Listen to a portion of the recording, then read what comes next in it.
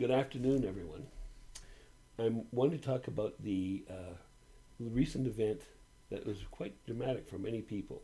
It's the 20th of April today, which is known to many people as the anniversary date where people used to protest the fact that marijuana was illegal. 420 was the date. Um, Yesterday was even more significant, and no one knows very much about it, or very few people know much about it.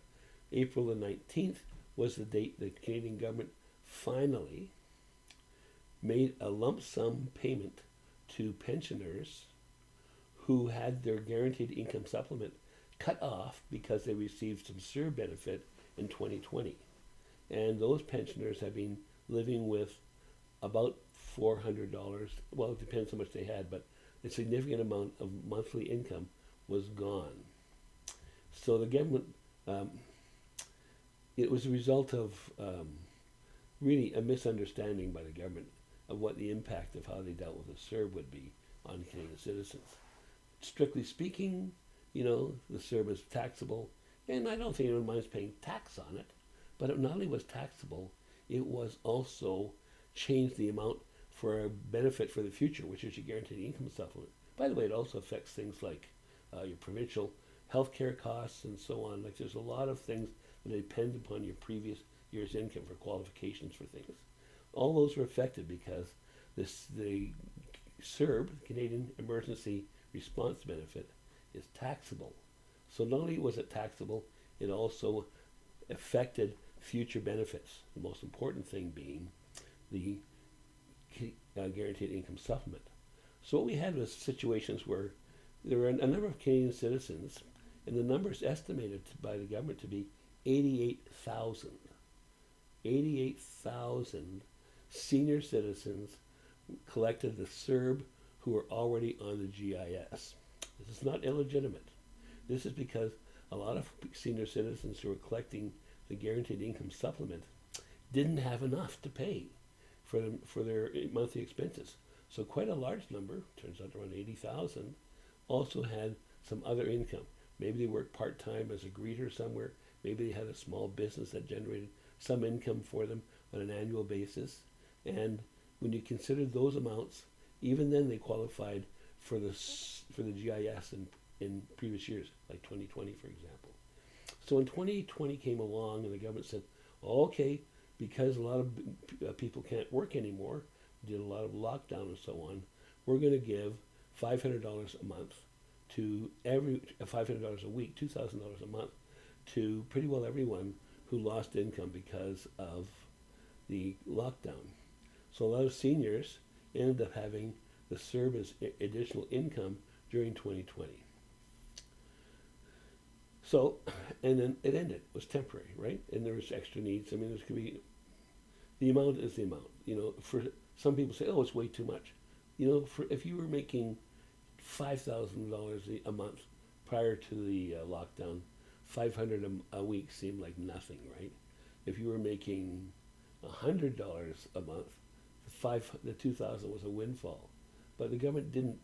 It was because of an emergency benefit. The government didn't distinguish between those things. Everyone got the same amount.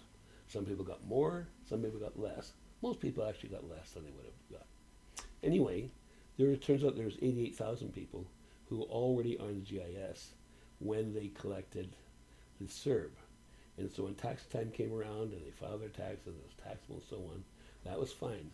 But by the middle of 2021, because there's a lag between when the government figures out how much you made to calculate what your new guaranteed income supplement amount is, it turns out that 88,000 people lost their guaranteed income supplement, which could have been anywhere from like $10 a month to $900 a month. They lost it. It was clawed back completely. And the government first said, well, that's the way it's supposed to be, And but there's a lot of pushback. And, remember, the guaranteed income supplement is designed to provide a basic monthly cost of living for the poorest Canadian citizens. And when you take away that supplement, a lot of Canadian citizens, as of July of 2021 or later, August, found they didn't have enough income. There's all kinds of stories of people, not rent, and they had, I don't know, it's horrible stories. I don't even know all the details, but there are, it's gigantic. So the government said, oh, well, maybe we should do something, as an exception, and try and find some way to consider this to be like the normal situation. But anyway, eventually with political pressure, and there was a lot of political pressure, the government agreed that it's going to restore the GIS was clawed back from seniors. All the while thinking, we're doing this as a favor. This wasn't a favor. This is what people are entitled to. Anyway, and they said, well, we're going to pay it next month. From February of 2022, we knew it was coming. We didn't know how much it was. Then we heard that the government's going to pay it in March. Then we heard the government's going to pay it in April, which they did. April the 19th came along, and a lot of seniors, not me, but people I know, came along, who were thinking, I wonder if it's actually going to show up. I wonder how much it's going to be. How will I know? April 19th came along, and the government, to its credit, did put money in people's banks. They had not even a note saying, here's how we determine how much it was. Nothing. People who weren't expecting it, because not everyone's that sophisticated, didn't even know it was coming, even though they really needed the money. Like I talked to one gentleman yesterday who said, when I got that money, I didn't know what it was for, And what I remember was one time when the bank deposited $19,000 in my account that was supposed to be for someone else. I'm really glad I didn't spend it, because that would have been in big trouble. And I'm sure there's a lot of those 80,000 seniors who are wondering, well, what's going on here? Is it safe to use? So anyway, it represents 1 year.